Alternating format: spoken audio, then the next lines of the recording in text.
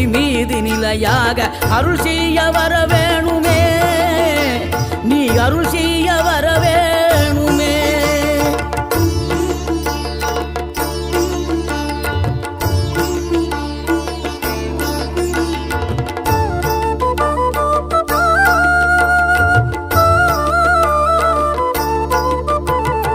இகழ்தலையும் புகழ்தலையும் ஒரு முகமாய் கருதும்படி செவி உரைத்த முத்து குமரன், நீ வறுமையையும் வளமையையும் சமநிலையை உணரும்படி மதி கொடுத்த செல்வ குமரன்.